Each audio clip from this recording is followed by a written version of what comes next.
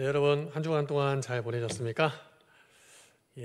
우리가 지난 한 주를 좀 돌아볼 때에 한번 어떤 일들이 있었나 생각해 보시면 좋을 것 같아요. 즐겁고 기쁘고 보람된 일도 있었겠지만은 아마도 속상하고 또 때로는 억울하고 또 때로는 원통한 일이 있었을지도 모르겠습니다. 살아가다 보면은 이러한 속상한 일들 그리고 억울한 일들을 우리가 당할 때가 종종 있습니다. 누구나 그런 일들을 경험하게 되죠. 그런데 문제는 무엇이냐면은 그러한 일들 때문에 우리가 참으로 힘든 상황에 놓이게 된다는 것입니다. 그리고 힘듦에서 끝나지 않고 때로는 삶이 휘청이기도 하고 위기를 초래하기도 한다는 것입니다. 오늘 우리가 읽은 본문 말씀을 보면은 그런 인생의 억울하고 속상하고 원통한 일을 겪었던 한 사람의 고백을 볼 수가 있습니다. 우리처럼 아니면 어쩌면 우리보다 더 속상한 억울한 상황에 놓여 있을지도 모르겠습니다. 참으로 사연 많은 인생을 살았던 사람입니다. 어릴 적에 형들에 밀려서 길을 펴지 못했던 사람이에요. 그리고 사무엘 선지자가 이스라엘의 왕을 세우고자 했을 때에 형들과는 달리 저 멀리 양을 치러 그 형들의 라인에 끼지도 못했던 사람입니다. 혹시 누군지 짐작이 가십니까? 네, 바로 다윗입니다. 다윗은 성경 속 인물 중에 많은 사람이 사실 좋아하는 인물이기도 하고 그래서 영어 이름도 많이 사용을 하기도 하죠. 그런데 성경에서 어떻게 보면은 가장 고생을 많이 한 사람 중에 한 사람도 다윗이라고 말할 수 있습니다. 우리가 성경에서 고생 많이 한 사람을 손꼽으려고 하면은 야곱, 요셉을 꼽기도 합니다.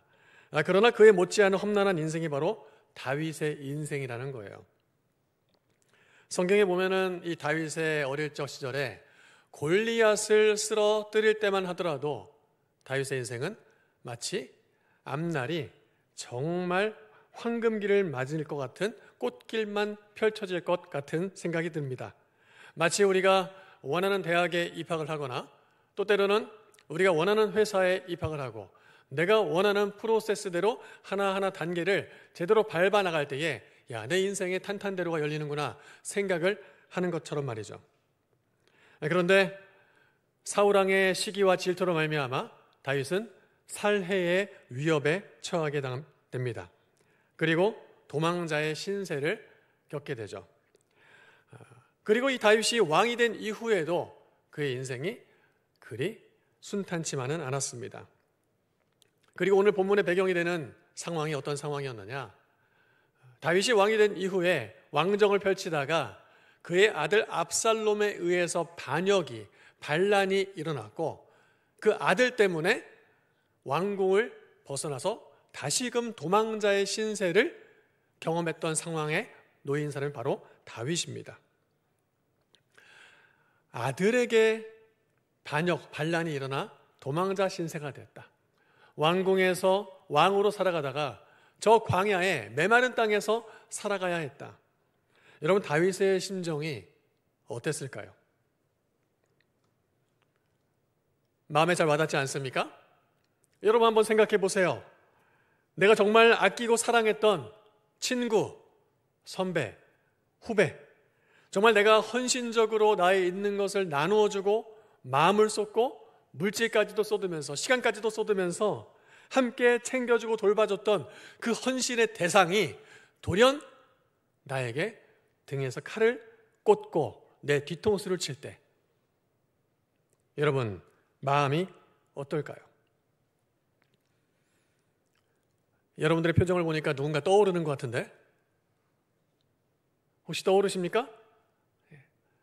아마도 다윗은 아들 압살롬을 피해서 도망자의 신세로 이곳저곳을 유랑할 때에 참으로 마음에 큰 외로움과 번민과 고통이 몰려왔을 것입니다.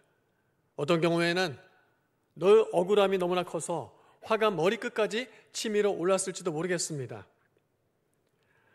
이러한 상황에 놓인 사람 중에 특별히 관계지향적이고 F의 성향이 강한 사람들은 아마도 인생의 허무까지 몰려올 거예요. 야, 내가 이렇게까지 살았는데 내 인생이 이거밖에 안 되다니. 야, 인생 정말 허무하다. 이러한 상황에 놓여져 있을 때에 사탄은 우리가 이런 상황을 그냥 잘 헤쳐나가도록 내버려 두지 않는다는 것입니다. 억울하고 속상하고 고통의 상황 속에서 우리의 마음에 어떤 생각을 갖게 하느냐? 여러 가지 생각이 있겠지만은 이 부분을 빼놓지 않고 건들고 나갑니다. 바로 역시 믿음만 가지고는 못 사는구나. 역시 믿음만 가지고는 안 되는구나. 믿음도 필요하지만 이 세상을 살아가려면 내가 무시당하지 않기 위해서는, 내가 억울함을 당하지 않기 위해서는 내가 기대고 의지할 게 더 필요하겠구나.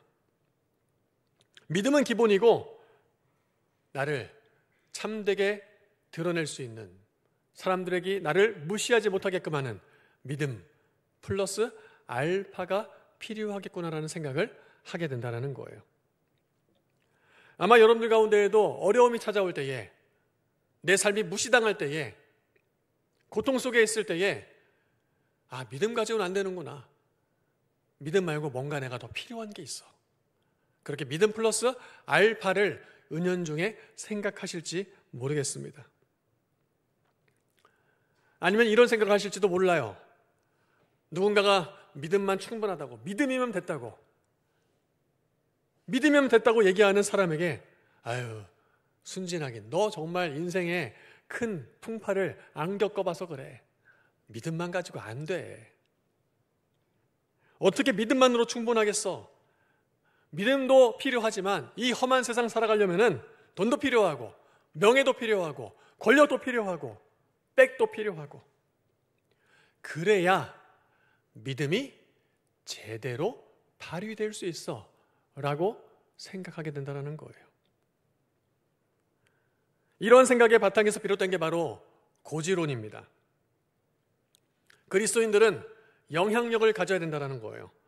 그래서 높은 자리에 올라가서 그 믿음을 많은 사람들에게 보여주면서 영향력을 발휘해야 된다는 것입니다. 그러다 보면은 우리의 믿음이 신앙적 엘리트화 돼버리는 경우가 있습니다. 여러분들은 과연 어떻게 생각하십니까? 오늘 시편 말씀은 그런 순간에 어려움과 억울함 속에 놓여져 있는 상황 속에서 우리가 어떻게 대처해야 되는지를 잘 보여주고 있습니다. 그리고 오늘 본문을 통해서 특별히 믿음이 가지고 있는 두 가지 확신에 대해서 여러분들과 나누려고 합니다. 첫 번째 믿음의 확신은 바로 부르심의 확신입니다. 오늘 3절 말씀 같이 함께 읽어보겠습니다. 여호와께서 자기를 위하여 경건한 자를 택하신 줄 너희가 알지어다. 내가 그를 부를 때에 여호와께서 들으시리로다. 지금 다윗은 하나님께서 자기를 위해서, 하나님 자신을 위해서 누구를 택했다고요? 다윗, 나 자신을 택했다라고 이야기하고 있습니다. 하나님의 택함받은 사람이라는 거예요. 자신의 원수 앞에 두고, 대적을 앞에 두고 담대하게 외치는 것입니다. 까불지 마. 나 하나님이 택한 사람이야. 제가 어릴 적 시골길을 걸어갈 때가 있었어요. 자그마치 40년 전입니다. 시골길을 걸어가는데 어두컴컴한 밤이었어요. 시골에는 밤이 되면 가로등이 없어요. 그 오솔길을 걸어가는데 점점 공포감이 밀려드는 거예요. 여러분 그런 경험 해보셨습니까? 사람이 공포심이 차오르면은 헛게 보여요. 막 그림자 같은 것도 막 움직이면서 막 사람처럼 보이고 귀신처럼 보이는 거예요. 그 어린 7, 8살 나이에 그 밤길을 걸어가는데 자꾸 헛게 보이는 거예요. 그래서 제가 어떻게 했을까요? 나사렛 예수 그리스도의 이름으로 명하노니 악한 영들 떠나갈지어다 라고 그 어린 나이에 했으면 얼마나 참 좋았겠냐마는 뭐 비슷해요. 마음이 막 벌벌벌 떨리는데 나 하나님의 자녀야. 너 귀신 까불지 마. 나 하나님 자녀야. 넌 아무것도 아니야. 어디 나타나기만 해봐. 아주 박살을 내버릴 거야. 막 혼자 무서우니까 막 계속 이렇게 되뇌이는 거예요. 신기한 게 이렇게 막 외치고 나니까 두려움이 사라지더라고요. 여러분, 신앙의 원리도 마찬가지입니다. 오늘 시편 4편 말씀을 보면은 그런 아들 압살롬의 반란으로 말미암아 왕궁에서 떠나 저 힘든 곳을 유리하면서 돌아다니면서 너무나 자신의 인생이 비탄에 처한 것을 다윗은 느꼈을 겁니다. 그런 상황 속에서 다윗은 어떤 확신을 가지고 있었어요? 부르심의 확신을 가지고 있었다는 거예요. 세상 앞에서, 돈과 권력 앞에서 내 자신이 작아 보이고 미약해 보이고 비참하게 느껴질 때 우리는 다윗처럼 선포하고 외칠 수 있어야 된다는 것입니다. 나는 하나님이 자기 자신을 위해서 택한 사람이야. 우리에게 이런 담대함이 필요하다는 거예요. 오늘 본문을 3절 말씀을 보면은 이 다윗이 선포하고 있는 두 번째 믿음의 확신이 있습니다. 3절 말씀 다시 한번 읽어보도록 하겠습니다. 시작.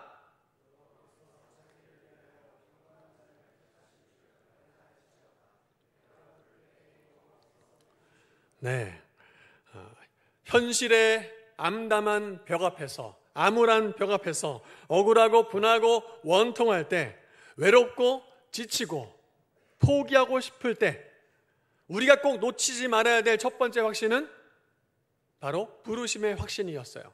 그리고 오늘 말씀을 보면은 두 번째 믿음의 확신은 바로 응답의 확신입니다.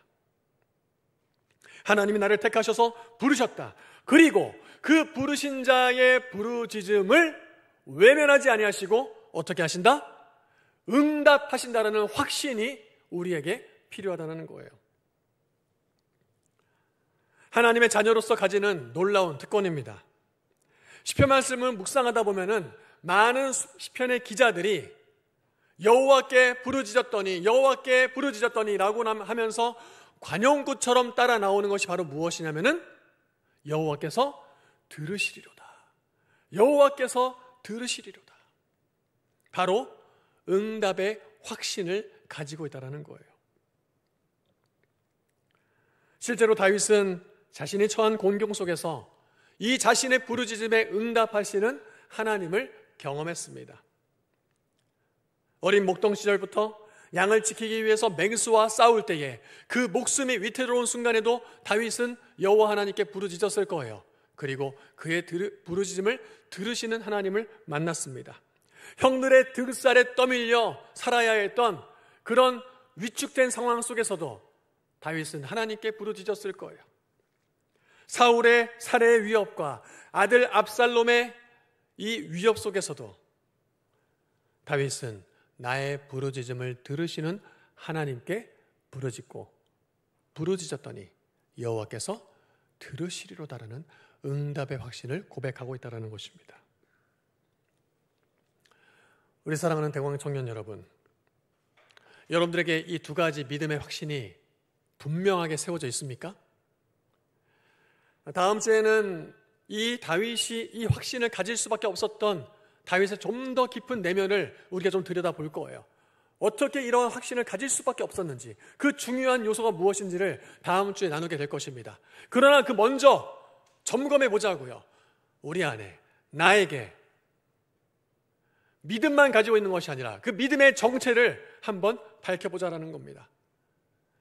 하나님이 자기 자신을 위해서 나를 부르셨다라는 부르심의 확신이 나에게 있는가?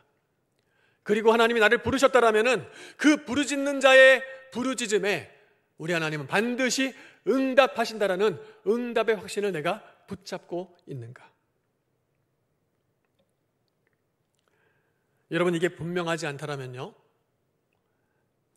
앞서 제가 여러분들에게 말씀드렸던 것처럼 믿음을 가지고 있지만은 억울한 일이 찾아올 때에, 힘든 일이 찾아올 때에 우리 안에 이런 유혹이 찾아온다는 거예요. 뭐요?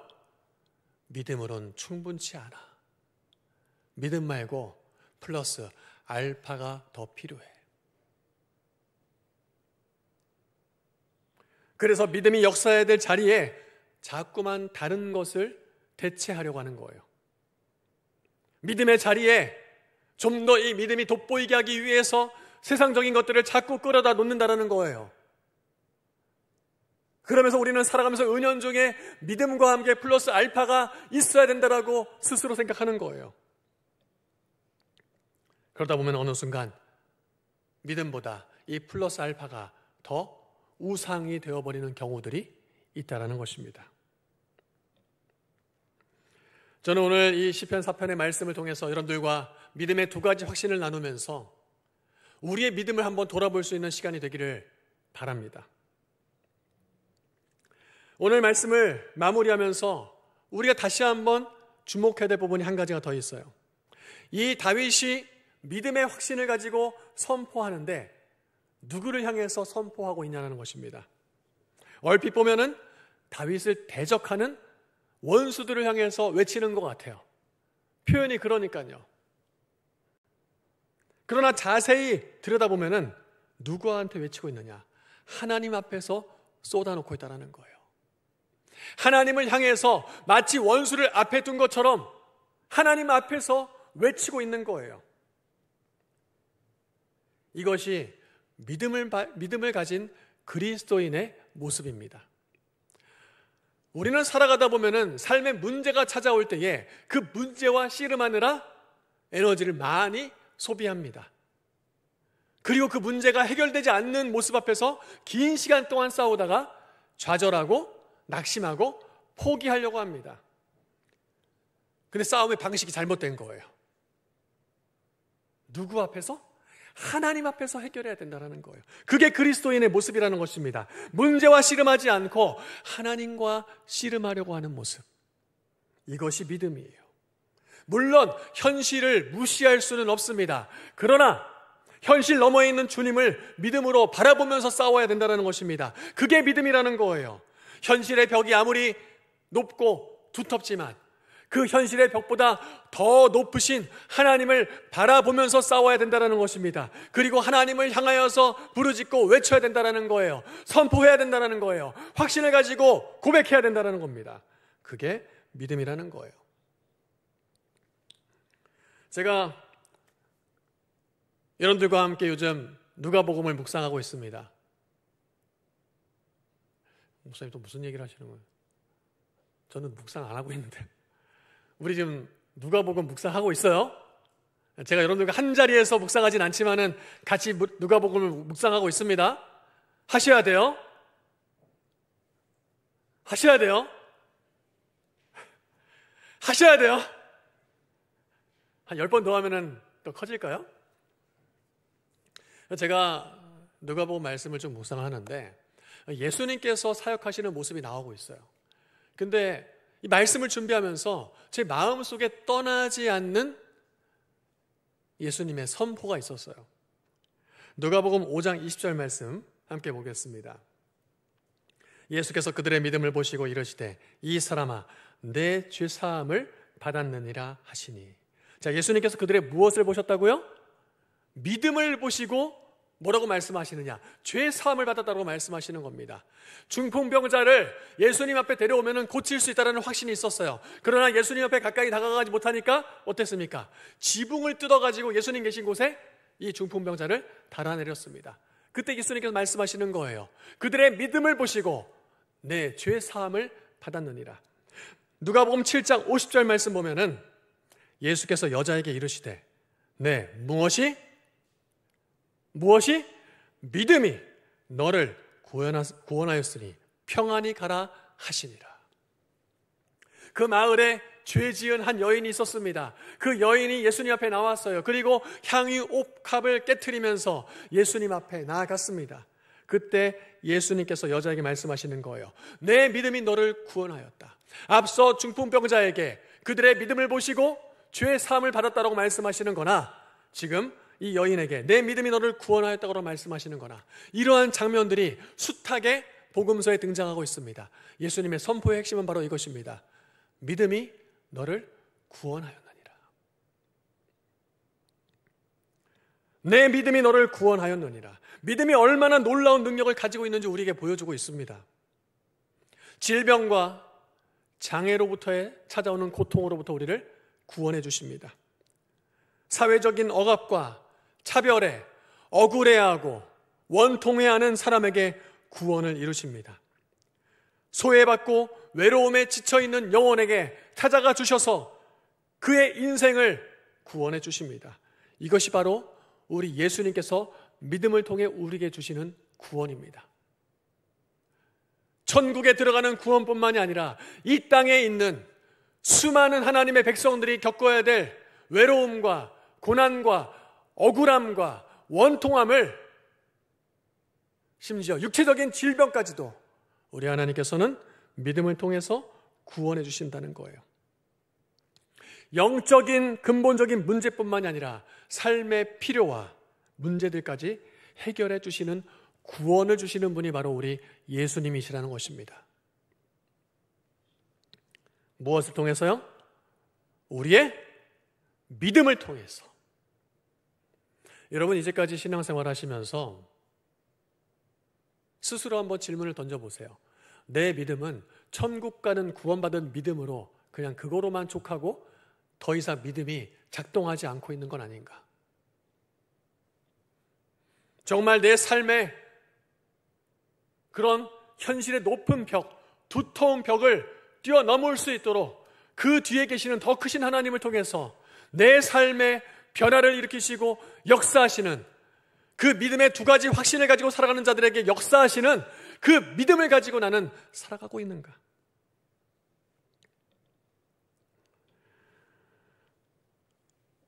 (2000년이) 지난 지금 이 시대에도 우리 예수님께서는 우리를 향하여서 이렇게 선포하고 계십니다.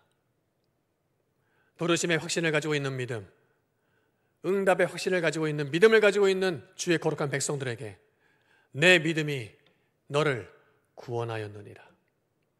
내 믿음이 너를 구원하였느니라. 여러분, 지금 최근에 있었던 일들 가운데 무엇 때문에 마음속에 무거운 짐을 가지고 살아가고 계십니까? 우리 예수님께서 선포하고 계시는 거예요. 부르심의 확신과 응답의 확신을 가지고 있는 거룩한 백성들에게 말씀하시는 거예요. 내 믿음이 너를 구원하였느니라. 아멘이십니까? 아멘. 그러니 왜 마음에 그 무거운 짐을 안고 살아가고 계십니까? 이미 2000년 전에 우리 예수님께서 선포하셨어요. 성경은 믿음 플러스 알파가 있다고 말하지 않습니다. 여러분, 사탄의 유혹에 흔들림에 넘어가지 마세요. 성경은 결코 믿음 플러스 알파가 있다고 우리에게 말하지 않습니다. 믿음이면 충분하다라고 우리에게 외치고 있습니다. 믿음이면 충분합니다.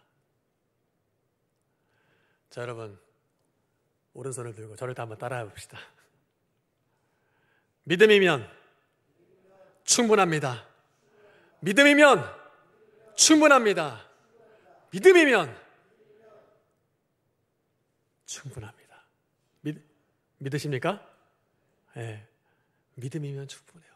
여러분, 앞으로 이제까지 살아온 날보다 더 많은 날을 살아가게 될 것입니다. 평균적으로 봤을 때 더 많은 날을 살아갈 때에 이 믿음의 원리를 결코 잊지 마시길 바랍니다. 계속 세상은, 사탄은 이걸 흔들 거예요. 믿음 하나로는 안 돼. 믿음으로 충분치 않아. 플러스 알파 있어야지. 자꾸 플러스 알파를 채우게끔 만들어요. 그러나 여러분, 믿음의 원리는 믿음만으로 충분하다고 우리에게 전하고 있습니다. 지금 혹시 어떤 상황에서 여러분들 속상한 마음을 가지고 계십니까? 여러분, 혹시 어떤 일 때문에 억울한 마음을 가지고 계십니까? 오늘 다윗이 고백했던 부르심의 확신과 응답의 확신을 가지고 그 현실의 문제를 한번 돌파해 나갈 수 있는, 그리고 그 하나님으로 인하여서 이 현실의 문제를 가운데 구원케 하시는 하나님의 놀라운 은혜를 경험할 수 있는 저와 여러분들 될 수 있기를 주의 이름으로 축원합니다.